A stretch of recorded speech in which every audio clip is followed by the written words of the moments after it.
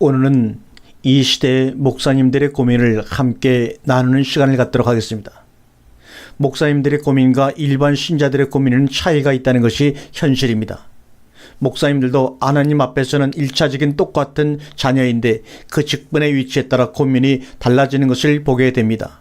앞에서 우리가 성도들의 고민을 살펴보았듯이 어떤 차이가 있는가를 느끼시기를 바랍니다. 물론 우리가 살핀 신자들의 고민이 모든 신자들의 고민은 아닙니다. 그러나 대체적으로 함께하는 고민들일 것입니다. 마찬가지로 목사의 고민도 모든 목사의 고민은 아니지만 대체적으로 이런 고민이 주를 이룬다는 의미로 말씀을 나누는 것입니다. 고민이야 많겠지만 일반 성도와 마찬가지로 가장 우선순위로 생각하는 고민 4가지만 오늘 이 영상을 통해서 함께 다루어 보도록 하겠습니다. 목사들의 고민 첫째는 역시 교회 부흥에 있습니다. 그런 고민이 생기는 원인은 여러 가지일 수가 있는데 그 중에 하나가 교회 성장은 하나님의 뜻이라고 배웠고 그런 의식에 사로잡혀 있기 때문입니다. 특별히 21세기에 들어와서 교회가 외적 성장이 둔화되거나 정체 현상을 빚는 것을 보고 근심하며 심히 우려하는 것입니다. 그래서 갖은 묘안을 짜내고 방법을 구상하여 교인들을 끌어모으며 교회에서 떠나지 못하게 하려고 하는 몸부림이 있습니다.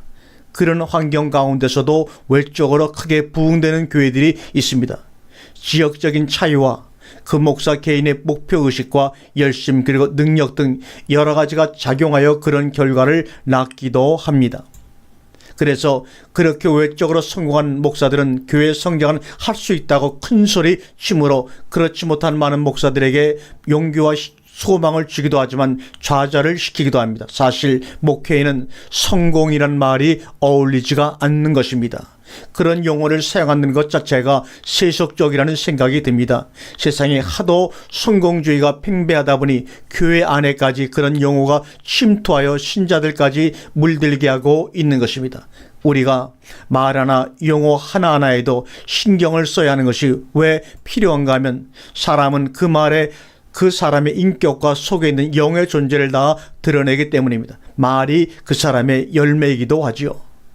목사가 되었던 일반 신자가 되었던 간에 하나님 앞에서는 충성이란 말이 가장 아름다운 것이라고 생각이 듭니다. 우리가 충성은 원어적으로 신실하다, 믿다의 의미로 소위 믿음 하는 단어와 같이 씁니다. 다시 한번 원어를 살펴보도록 하겠습니다. 피스티스라는 말이 바로 헬라어의 충성이란 뜻입니다. 이것은 신용, 꾸준함, 이런 확신, 이런 여러 가지 의미로 쓰이고 있습니다. 그 다음에 이 피스티스라는 충성이라는 말은 원래 3982번 페이드로는 단어에서 유래가 되어서 피스티스가 되었습니다. 그럼 페이드는 무슨 말이냐? 확신하다, 화해하다, 진정시키다, 동의하다, 때로는 내적으로 의지하다, 이런 뜻으로 쓰인 페이드라는 단어가 피스티스, 믿음, 충성이라는 단어로 번역이 되고 유래가 된 것입니다. 피스티스는 다음과 같은 의미를 또한 지니고 있습니다. 첫 번째, 피스티스는 신뢰, 확신, 확실성, 확고한 확신을 의미합니다. 두 번째, 피스티스는 사람이 가지는 확신뿐만 아니라 사람이 향유하는 확신, 즉 신뢰할 수 있음, 의지할 수 있음을 의미합니다. 이것은 차이가 있을지라도 확실성이나 신뢰성과 관련이 되어 있습니다. 세 번째, 피스티스, 충성, 믿음은 신뢰의 가능성, 의지할 수 있는 것을 보장하는 보증, 증명, 증거, 신실성을 의미합니다. 이상의 3가지 설명은 바이블렉 사전에서 참고한 것입니다. 하나님 앞에서 신실한 종으로 준비되어 충성되면 자기 사역을 다하는 것을 알고 자기의 길을 가면 되는데 그 충성한다는 것이 무엇인가에 대한 혼란이 신자와 목사로 하여금 엉뚱한 일에 시간과 물질을 허비하게 만들기도 합니다. 충성의 대표적인 모델은 바로 우리의 주님 예수 그리스도이십니다. 그분은 생애 전체를 아버지의 뜻을 이루는 일에 모든 것을 쏟아 부었습니다. 말도 아버지의 말씀을 하고 행함도 그러했습니다. 요한복음 14장 10절의 말씀을 한번 보겠습니다. 나는 아버지 안에 있고 아버지는 내 안에 계신 것을 내가 믿지 아니하느냐. 내가 너희에게 이르는 말이 스스로 하는 것이 아니라 아버지께서 내 안에 계셔 그의 일을 하시는 것이라. 내가 아버지 안에 있고 아버지께서 내 안에 계심을 믿으라. 그렇지 못하겠거든 행하는 그 일로 인하여 나를 믿으라고 말씀합니다. 우리를 충성되이 여겨 직분을 맡기셨으니 죽도록 충성하라는 것이 무슨 의미인가? 한번 보겠습니다. 이미 나에게 직분을 맡기실 때는 하나님께서 그 일을 감당할 수 있도록 능하게 하셨고 나를 믿을 만하다고 인정하셨기 때문인데 그 일에 어긋나지 않도록 신실한 자로 발견되는 것이 중요하다는 것입니다. 사람이 직분을 얻으려면 선한 일을 사모한다고 성경은 말합니다. 여기서 선한 일은 생명을 살리는 구원의 운동을 말합니다. 이 충성이라는 부분에 대해서는 이 강의 뒷부분에서 좀 더 상세하게 여러분과 함께 나누도록 하겠습니다. 그때 참고하시길 바랍니다. 무조건 교회 일에 물불을 안 가리고 목숨을 걸고 뛰어들어 가정이나 사회적인 일이나 일을 팽개치고 덤벼드는 것을 요구하는 것이 아니라는 말입니다. 모든 것을 질서를 따라 균형 있게 하되 우선순위가 하나님의 일이니만큼 무엇을 먼저 해야 하느냐는 지혜로운 구별과 선택이 요구되는 것입니다. 하나님의 사람은 성장할수록 이런 일을 분별할 수 있는 지혜가 생기게 되는데 어린 나이로 머물면 항상 목사에게 물어야 하고 그러다 보면 하나님의 뜻이 아닌 일에 거짓된 종에게 이용당하는 사례도 생기는 것입니다. 일이 우선이 아니라 사람이 되어지는 것이 우선이라는 점을 명심하십시오. 일도 해야 합니다만 그보다 앞서 그 일을 하는 사람이 하나님의 말씀에 의해 만들어지지 않으면 그 일의 성공이 결국 그 사람을 망하게 하는 비극을 불러올 수도 있기 때문입니다. 우리의 하나님 아버지는 당신의 자녀들이 일을 많이 하기보다는 우선 당신을 닮은 자들이 되기를 원하신다는 것을 한시라도 잊지 마시기 바랍니다. 신의 성품에 도달하는 선한 소망을 가지십시오. 그리스도의 장성한 분량에 이르도록 사모하십시오. 그 일이 자기에게 이루어지는 과정은 피 흘리는 싸움이 동반된다는 점도 간과하지 마시기 바랍니다. 외적인 성장과 어떤 교회 사업에 힘쓰면서 당하는 일로 그런 성품이나 인격이 만들어지는 것이 아니라 자기 자신 안에서 이루어지는 싸움입니다. 성경에서 성령에 대한 이야기가 많이 나오는데 그 일에 따라 다른 성령으로 불린다는 것을 알아야 합니다. 이 일을 위한 성령은 소위 사역을 위한 성령은 오순절 성령, 삼위의 성령입니다. 그러나 내적인 인격, 성품을 위한 성령은 보혜사 성령, 그리스도의 영입니다. 정말 외적으로 큰 교회를 만드는 것이 하나님의 뜻인가? 아니면 작은 교회를 기뻐하실까? 이웃교회가 날로 성장하여 큰 교회가 되는데 우리 교회는 왜 이 모양 이 꼴일까? 항상 정치 있는 것 같은 우리 교회는 하나님의 뜻대로 정말 잘하고는 있는 것일까? 이런 의문들이 끊임없이 우리를 괴롭힙니다. 오순절 성령 운동하는 교회와 말씀 운동하는 교회의 갈등도 심각합니다. 많은 교회들이 말씀 전무에서 오순절 성령 운동 쪽으로 방향을 바꾸어 신자들의 감정을 우선 터치하고 당장 눈에 보이는 결과가 나타나는 은사 부분을 선호하는 것은 그쪽이 외적 성장의 열매가 현실적으로 눈에 보이기 때문입니다. 공 잡는 것이 매라는 식의 의식을 가진 종들은 당연히 그쪽으로 노선을 정할 것입니다. 그런 분들은 그런 의식과 목표를 가진 이상 그런 열매를 보도록 힘써야 할 것입니다. 그래서 그런 열매가 맺혀야지 그렇지 않으면 갈등하고 회의에 빠지게 될 것이다. 물론 그 열매도 계속되어야지 그렇지 않으면 또 다른 이벤트를 준비하여 그 회의와 갈등을 벗어나려고 끊임없이 몸부림치게 될 것입니다. 그럴 때 그 속에는 평화와 기쁨은 아마 없을 것입니다. 외적으로 교회가 성장하고 많은 수를 모아 교회를 짓고 선교와 구조 등 사업을 힘쓰는 교회에 박수를 보냅시다. 어느 쪽으로 하든지 전파되는 것은 그리스도니 나는 이로써 기뻐하노라는 빌립보 1장 18절에 고백한 바울의 자유한 마음을 가지고 자기의 길을 끝까지 확신을 가지고 가는 것이 중요하다고 생각합니다. 이런 수없는 갈등과 비교와 눈에 보이는 것들과의 싸움에서 결론을 얻어야 합니다. 하나님께로부터 응답을 얻어야 한다는 말입니다. 그 응답은 주로부터 신비하게 음성으로 들으려고 하거나 어떤 뜨거운 느낌이나 이상한 빛을 보거나 자기 안에 어떤 이상한 확신이 생긴다고 해서 무조건 그것을 따르지는 마십시오. 주님의 응답은 다 말씀 안에 있습니다. 다만 그 응답을 해석하는 일에 미숙한 것의 차이만 있을 뿐입니다. 여러분, 그런 확신은 로또 복권을 사도 생길 수 있는 믿지 못할 느낌이요 미혹일 수 있습니다. 꼭 그렇게 될 것 같다는 느낌이 옵니다. 이것은 정신학적으로 조증이라고 하는 상태와 같습니다. 사람의 소원이 간절함 속에서 그렇게 반증한다는 심리적인 문제에 속으면 안 됩니다. 여러분들 속에서 그런 육적인 것과 외적인 것과 눈에 보이는 것들을 잘라내는 아픔을 겪지 않으면 여러분들은 그런 사건이나 상황을 볼 때마다 들을 때마다 유동치는 마음에 상처받고 좌절하고 흔들려서 자기에게 주어진 길을 담대하게 갈 수가 없을 것입니다. 그래서 중간에 힘을 잃고 목표를 포기하고 세상 일로 뛰어드는 대마와 같은 종들이 속출하게 되는 것입니다. 목사에게도 탈진할 때가 있고 교회 목회를 포기하고 싶은 좌절의 때도 왜 없겠습니까? 인간인데요. 그것은 반드시 교회가 안 될 때만 찾아오는 것이 아니고 외적으로 번듯하게 교회가 성장할 때도 찾아오는 무서운 병입니다. 이 이유는 자유하지 못하기 때문입니다.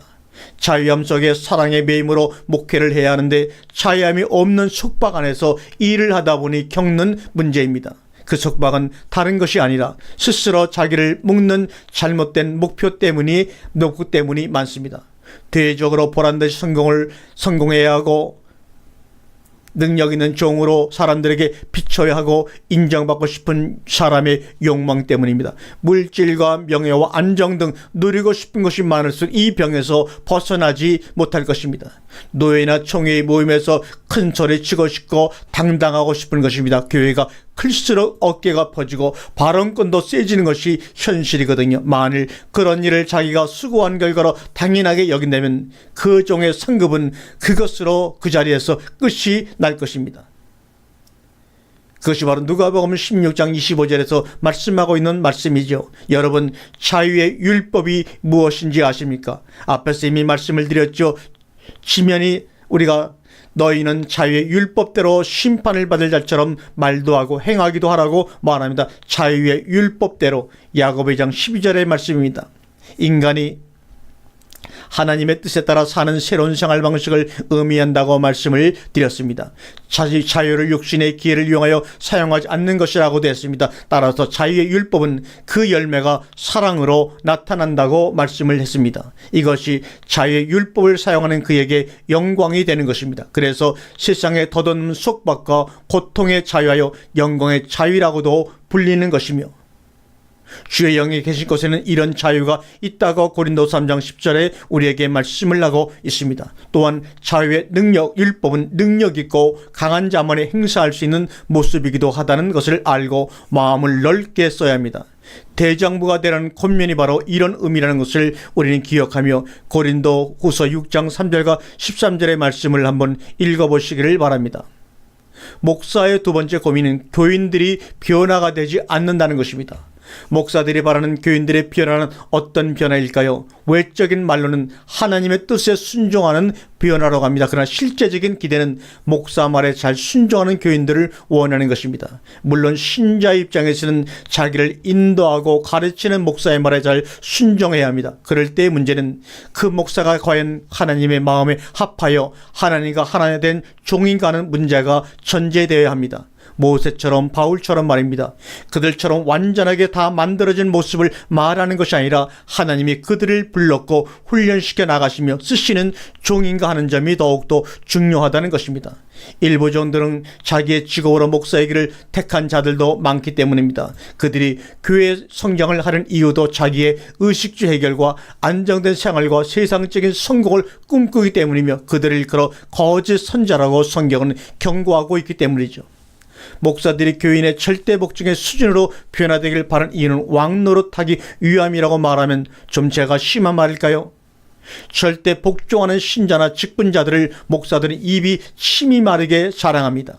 그러나 그 목사 자신에게는 좋은 신자일지라도 하나님 앞에도 그렇게 하는 문제는 생각해 보아야 할 것입니다. 물론 신자가 자기를 인도하는 종에게 근심을 끼치는 일을 해서는 자기에게 절대 유익이 없다는 것도 우리가 11에서 13장 17절을 읽어보면 알 수가 있습니다. 하지만 맹종은 절대 성경이 말하는 순종이 아닙니다. 그렇다고 신자들은 담임 목사가 좀 부족하고 인격적으로 만들어지지 못했다고 할지라도 무시하거나 대적해서는 안 됩니다. 최대한 존경하고 협력해야 합니다. 하지만 아닌 것은 아니라고 우리가 온유하게 말할 수 있어야 합니다.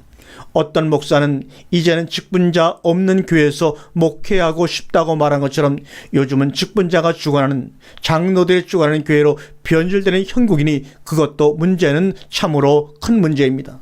장로 집사가 목사를 쫓아내고 좌지우지하여 자기들의 의견이나 말을 듣지 않으면 탄핵해서 교회 밖으로 내칩니다. 그동안 목사가 왕노릇 참 잘했죠. 아직 한국교회는 왕노릇 하는 목사가 많은 편입니다. 그만큼 한국교회 성도들이 순수하다는 이야기죠. 사실 과거에는 목사 그러면 하나님 다음 위치에 놓고 섬기고 받들었거든요.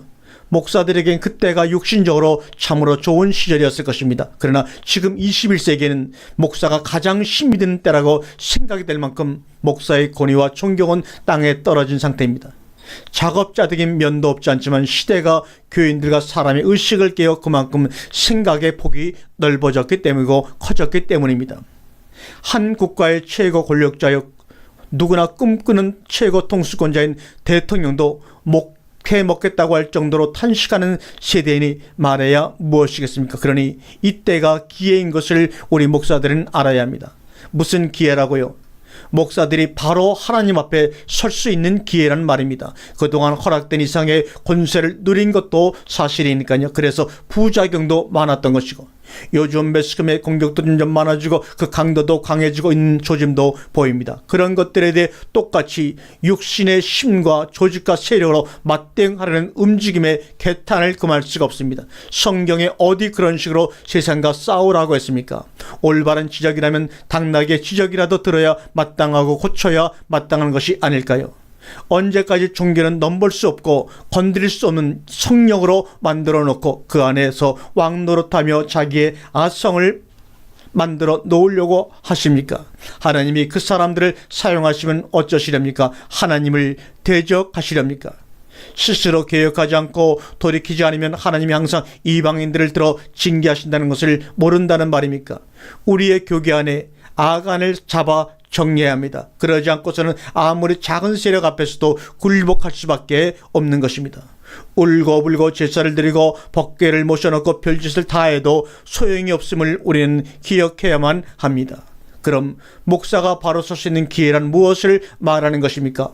교인들에게 절대 복종할 것을 기대하지 말고 자기가 먼저 하나님 앞에 절대 복종하며 그들이 무엇을 하기 바라기 전에 자기가 먼저 앞서가는 것입니다. 주님처럼 당신이 먼저 본을 보이며 앞서 행할 때 양들이 따라오는 것입니다. 펄러움이 나를 따라오라고 한 것처럼 말입니다. 먼저 죽고 먼저 깨끗이 하고 먼저 내어놓고 먼저 포기하고 먼저 순종하고 먼저 사랑하고 너무나 할 일이 많다는 것을 깨닫게 될 것입니다. 먼저 사우나 가고 먼저 골프장 가고 먼저 좋은 차 타고 먼저 좋은 거 먹고 먼저 좋은 집 살고 그러지 말고요. 그렇게 살면 안 된다거나 그것이 죄라는 이야기를 하는 것이 아니라 앞에도 말했지만 자유의 율법대로 행하라는 말입니다. 할 수 있어도 그렇게 하지 말자는 이야기입니다. 바울처럼 로마 시민권을 사용할 수 있어도 사용하지 않은 것처럼 한 가지라도 자기를 위해서는 안 쓸 때 그것이 바로 상급입니다. 그런 변화와 개혁이 될 때 비로소 교인들이 온전히 변화가 되기 시작할 것입니다. 그때도 그들이 변화되지 않으면 그때는 내버려둬야 별 수 있겠습니까? 하나님이 손대면 더 무섭다는 것을 직접 깨닫는 수밖에요. 그때 복 있는 신자들은 가르치는 자와 함께 좋은 것으로 함께 할 것입니다. 갈라디아 6장 6절을 참고해 보세요. 목사의 고민의 세 번째가 하나님 앞에서의 자기의 변화에 대한 것입니다. 나는 잘하고 있다라고 생각하는 목사들은 제하고 많은 신실한 종들은 예외 없이 가지고 있는 고민입니다. 바울의 두려움처럼 자기는 말씀을 전하고 버림을 받는 것이 아닌가 하는 늘 두려움. 이것은 교회를 크게 만들고 적게 만들고 하는 것과는 상관이 없는 것입니다. 오히려 교회가 크면 그것이 걸림돌이 되어 이 큰 것을 인하여 다 이루었다 하고 내가 나태해지고 만족하여 퇴보하는 것이 아닌가, 혹은 외적으로 다른 것을 추구하느라고 미혹되어 정작 자기를 만들고 신자들을 하나님의 자녀로 만드는 중요한 일에 소홀하게 되는 것은 아닌가 등이 자기를 성찰하는 신실한 종들의 고민일 것입니다. 무조건 교회가 작다고 칭찬 듣는 일은 없을 것입니다. 오히려 게으르지 않았나 돌아보아야 합니다. 반대로 교회가 크다고 무조건 칭찬 듣는 것도 아닙니다. 알고기 하는 육신적인 신자들과 가라지들만 모은 것은 아닌지 돌아봐야 합니다. 천국은 이와 같다고 마태복음 13장 47절에 말씀하고 있죠. 또 천국은 마치 바다에 치고 각종 물고기를 모으는 그릇과 같으니 그 물에 고기가 가득하면 물가로 끌어내고 앉아서 좋은 것은 그릇에 담고 못된 것은 내어 버리느니라. 세상 끝에도 이러하니라. 목사들이 와서 천사들이 와서 의인 중에서 악인을 갈라내어 풀무불에 던져 넣으리니 거기서 울며 이를 갈미 있으리라. 이 모든 것을 깨달았느냐, 이렇게 말씀하십니다. 이 작업을 마지막 때 교회는 해야 합니다. 일단 끌어모았으면 다음은 가감하게 구별해내야 합니다. 좋은 고기와 못된 고기를 골라내는 작업을 해야 한다는 말입니다. 왜냐하면 추수 때이기 때문입니다. 하지만 모두 붙잡아두고 싶다는 미혹에 빠지면 목사들의 애프터 서비스, 신방이나 문제가 있으면 달려가 토닥거려주는 것을 부지런히 하느냐고 진액이 다 빠지고 하나님을 향한 자기의 시간을 갖기가 힘이 들 것입니다. 교인 수가 많을수록 그것은 더욱더 비례하여 그럴 것입니다. 스스로 설 수 있는 신자를 만들기에 힘써야 할 것입니다. 어린아이 같은 신자가 아니라 강한 신자를 만들어야 합니다. 그러기 위해서는 때로는 과감하게 내버려 두기도 해보고 놓아먹이는 과정도 교육한 프로그램으로 도입할 필요가 있을 것입니다.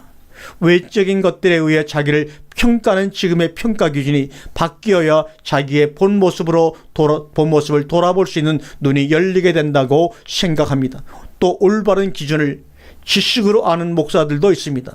다만 자기에게 적용할 때 너무 편애하는 경향이 문제지만, 그래서 자기 성찰을 제대로 못하고 상황이 그래서라든지 그런 형편이라면 누구라도 그랬을 거야 등의 변명과 합리화에 급급하게 되는 것이 문제입니다. 참으로 자기 자신의 내적인 문제를 직시하고 성장과 변화를 진정 원한다면 지금의 외적인 욕망을 버릴 각오가 되어 있어야 할 것입니다. 바울도 그리스도라는 지식이 가장 고상함을 인하여 이전에 자기를 빛내던 모든 외적인 것들, 즉 바리새인이요 가말리엘 문화생이요 베냐민 지파요 율법에 의르는 흠이 없는 등의 모든 것들을 다 버렸습니다. 이런 정리가 선행되지 않고는 내적인 변화는 말 그대로 희망사항으로 그칠 것입니다. 끝으로 우리 목사들의 가족에 대한 고민입니다. 목사도 가정을 가진 이상 가족에 대한 의무와 책임이 따릅니다. 그러게 고민이 없을 수가 없을 것입니다. 천주교 신부들처럼 독신이로 살면 그런 면에서는 자유롭겠지만 장단점이 다 있습니다. 일반 신자와 똑같은 조건 속에서 저들이 겪는 모든 세상살이의 고민과 문제점에 부딪히면서 목회할 때 비로소 저들을 올바로 이해하며 도울 수 있고 인도할 수 있다고 생각합니다. 그러나 약점이라면 하나님을 향한 전념에 가족이 방해될 수도 있다는 점입니다. 이 갈등을 어떻게 조화시키며 목회를 할 수 있는가? 그것이 바로 숙제이고 풀어야 할 과제입니다.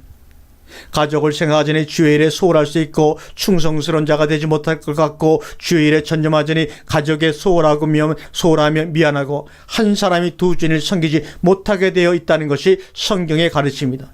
인간에게 둘 다 잘한다는 것은 욕심입니다. 교회가 성장하면 가족의 육신적인 문제는 해결이 될 것입니다만 내적인 문제까지 해결되지는 않습니다. 또한 외적 성장 이후에 위지가 더 힘이 든다는 것도 걸림돌입니다. 왜냐하면 그냥 누리는 것이 아니기 때문입니다. 외적 성장의 대가로 풍성한 물질이나 대접으로 인한 육신의 안락과 세속적인 쾌락을 즐기려고 한다면 조만간 타락의 늪에 빠지고 하나님으로부터 버림받게 될 것입니다. 교회가 외적으로 성장하지 못하고 교인 수가 적을 때는 물질적으로도 제한을 받게 되며 어려움을 겪게 되나 무슨 일 하나 제대로 못하는 한계, 답답함을 느끼게 되는 것 사실입니다. 그때는 자연히 가족의 물질적인 고생이 동반될 수밖에 없게 됩니다. 제대로 먹지도 못한 상황까지도 염려하게 될 수도 충분히 있습니다. 그래서 목사님의 자녀들 중에서는 자기는 절대로 목회자의 길은 가지 않겠다며 결심하며 아버지의 길에 불만을 품는 자녀들도 생겨나게 되는 것입니다. 물론 그러다가도 후에 아버지를 이해하고 목회자의 길을 이해하게 되면 오히려 존경하고 그 길을 따르는 자녀들도 생깁니다. 그렇다면 방법은 바울의 권면대로 있어도 없는 것처럼 자신의 의식 속에서 정리해야 한다는 것입니다. 주님의 일꾼으로 부름을 받은 것이 확실한 이상 뒤를 돌아다 보면 안 된다는 것입니다. 어떤 방법을 선택한다고 하더라도 힘이 들고 고통은 수반됩니다. 둘 다 만족시키려고 하다가는 둘 다 아무것도 안 될 것입니다. 따라서 외적인 일은 그 일의 우선순위를 두고 그때마다 상황에 따라서 어느 일을 먼저 해야 할 것인가를 판단하여 처리해야 할 것입니다. 그 외에도 자기가 처한 상황이나 변하는 시대적 환경과 조건으로 인한 고민과 문제는 다르고 또 많을 것입니다. 그 모든 고민을 그때마다 다 해결하고 넘어갈 수는 없을 것입니다. 어떤 때는 지나고 난 후에 비로소 그 고민이 나에게 유익했다는 것을 깨달을 수도 있고, 어떤 때는 쓸데없는 고민이었다는 것이 드러날 때도 있습니다. 결론적으로 신자나 목회자나 고민이 없을 수는 없는데, 그로 인하여 자기가 성장한다는 것이며 더 지혜로워지고 강해진다는 사실입니다. 따라서 고민을 인간적으로 해결하려 하거나 너무 쉽게 생각하거나 또는 지나치게 골몰하지 말고 항상 하나님의 원리를 생각하는 훈련을 해야 할 것입니다. 하나님의 의식을 가지고 처리하는 습관을 길러야 합니다. 이럴 때 하나님이 기뻐하시는 것은 무엇일까? 이럴 때 주님이라면 어떻게 하셨을까? 이럴 때 신앙의 선진들은 어떻게 하셨는가? 등등. 결국 원론적인 이야기이지만 성경을 많이 알아야 하고 항상 묵상하여 늘 생명의 흐름 안에 살 때 그 해결책도 성령과 말씀 안에서 찾게 되면 떠오르게 될 것입니다. 항상 진리는 단순한 것이며 가까이 있다는 것을 다시 한번 강조하고자 합니다. 보혜사 성령은 말씀을 생각나게 하고 진리 가운데로 우리 목사들을 인도하실 것이니 성령 안에서 고민도 하시고 성령 안에서 해결책도 얻으시며 신앙의 길을 힘있게 걸어가시기를 주님의 이름으로 축원합니다. 문제와 고민이 생길 때 기도를 반드시 해야 하지만 문제 해결을 구하는 기도에 전념하지 말고 문제를 간구하되 하나님의 뜻을 찾고 그 뜻대로 되어지기를 구하는 기도를 해야 할 것입니다. 어느 시대든지 신앙인으로서의 고민은 있습니다. 시대마다 다른 모습으로 나타나긴 하지만 그 원론은 항상 같다는 것을 잊지 마시기를 바랍니다. 신앙의 선진들이 그 시대에 고민하며 고통하던 것이 오늘날 우리에게도 모양과 겉만 다르지 동일하게 나타난다는 사실 잊지 말고 그분들에게 배우며 위로받으며 그 반열에 동참한다는 생각으로 잘 감당하시고 승리하시기를 바랍니다. 그래서 좀 더 인내하며 이해하며 기다리며 바라며 마침내 기뻐하는 성숙된 자로 자라기를 바라고 좀 더 강하고 힘이 있는 하나님의 자녀로 목회자로 새로워지기를 기대하며 이 장을 마쳐가려고 합니다. 목사님들의 기대에 충분하고 시원한 해결책을 제시하지 못했다는 가책과 함께 이 주제를 닫아야 하지만 여러분들 안에 계신 그리스도의 영이 여러분을 반드시 진리 안으로 인도하셔서 여러분을 고통스럽게 하던 그 가시 같은 고민들을 뽑아내시지는 않을지라도 여러분을 깨닫게 하셔서 가시를 아는 채 기뻐하는 사람으로 변화시킬 것을 저는 믿는답니다. 그것이 여러분을 위하는 지혜로운 방법이라는 것을 지혜이신 주님은 아시기 때문입니다. 고린도서 12장 7절과 10절의 말씀을 함께 읽겠습니다. 여러 계시를 받은 것 지극히 크므로 너무 자고하지 않게 하시려고 내 육체에 가시고 사단의 사자를 주셨으니 이는 나를 쳐서 너무 자고하지 않게 하려 하심이니라. 이것이 내게서 떠나기를 위하여 내가 3번 주께 간구하였더니 내게 이르시기를 내 은혜가 내게 족하도다. 이는 능력이 약한 데서 온전하여 짐이라 하신지라. 이러므로 도리어 크게 기뻐함으로 나의 여러 약한 것들에 대하여 자랑하리니 이는 그리스도의 능력으로 내게 머물게 하려 함이라. 그러므로 내가 그리스도를 위하여 약한 것들과 능력과 금빛과 핍박과 곤란을 기뻐하노니 이는 내가 약할 그때에 곧 강함이라. 이 글을 읽는 모든 분들에게도 바울과 같은 이런 자랑이 생기기를 소원합니다. 그런 자랑이야말로 우리 하나님의 사람들이 마음껏 해도 무망한 진정한 자랑거리일 것입니다. 이런 자랑거리가 없는 사람들이 외적인 껍데기를 붙들고 자랑하게 되는 것입니다. 속에 들은 것이 없으니 허에서 외비적인 것으로 그 허함을 대체하려는 것이랍니다. 불쌍한 것이죠. 혹시 자기에게 주어지는 고민이나 문제에 대하여 도저히 이해하지 못하겠다는 분들은 하박국 선자에게 도움을 청하도록 해보십시오. 하박국서 2장 1절과 4절을 한번 읽겠습니다. 내가 내 파서는 곳에 서며 성류에 서리라. 그가 내게 무엇이라 말씀하실는지 기다리고 바라며 나의 질문에 대하여 어떻게 대답하실는지 보리라. 그리하였더니 여호와께서 내게 대답하여 가라사대 너는 이 묵시를 기록하여 판에 책이되 달려가면서 읽을 수 있게 하라. 이 묵시는 정한 때가 있나니 그 종말이 속히 이르겠고 결코 거짓되지 아니하리라. 비록 더딜지라도 기다리라. 지체되지 않고 정령 응하리라. 보라, 그의 마음은 교만하며 그의 속에서 정직하지 못하니라. 그러나 의인은 그 믿음으로 말미암아 살리라고 말합니다. 악한 자가 잘되고 선한 자들의 고난받는 것에 이해하지 못하겠다는 질문에 대한 답이 바로 본문입니다. 선한 자가 아무리 악한 행위를 했다고 할지라도 저 악한 자들보다는 나을 것 아닙니까? 그런데 왜 선한 자들과 착한 이들에게 더 고난이 많고 어려움을 당하게 하십니까? 하나님이 과연 전능하신 분이시고 공평하시며 의로우신 분이 맞냐고 하나님께 물어보고 대드는 장면입니다. 참으로 신앙의 초기에는 이런 의문을 가진 분들이 많을 것입니다. 그리고 이런 질문은 불신자들도 하는 질문이랍니다. 그들은 기독교인들이 믿는 하나님이 정말 계시다면 사회가 이렇게 되도록 가만히 놓아두지 않았을 것이라는 항변입니다. 너희들 기독교인들이 그렇게 마음고 날마다 새벽기도 한다고 울며 불며 아우성치는데 왜 세상은 이 모양 이 꼴이냐고 비웃습니다. 그래서 하나님도 돈 많고 권력 있는 자의 편이고 그들에게 현금 받고 대접받는 것을 좋아하는 그런 신인가 보다라고 비꼽니다. 또는 너희 하나님이 실제로는 힘이 없어서 돈 많고 권력 있는 사람들의 눈치를 보며 적당히 눈 감고 대접이나 받으려고 하는 거짓 신이 아니냐고 하는 공격을 해댑니다. 이제 하박국 선지자의 고백을 들어보시겠습니다. 하박국서 3장 전체를 한번 여러분은 읽어보시길 바랍니다. 여기는 17절과 19절의 말씀만 읽어보겠습니다.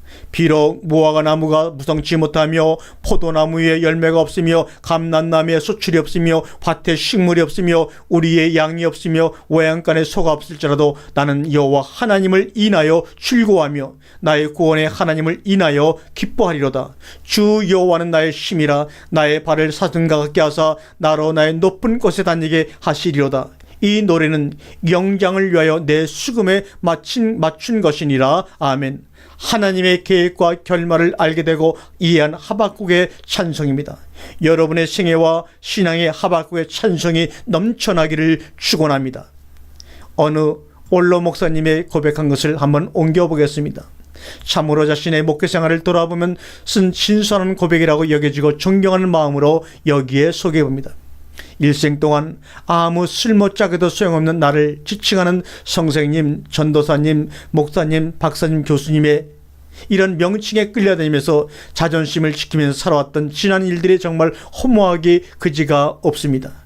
내 주변의 사람들이 왜 그런 영광스러운 이름으로 나를 불러주었는지 분별을 나이가 되자 일선을 놓고 인생의 마지막을 정리해야 하는 나이가 되고 말았습니다. 이런 일들을 진작 알았더라면 하나님의 더 좋은 종이 되었을 것을 이제 영원히 되돌아갈 수 없는 시점에서 후배 목사들에게 당부하고 싶습니다.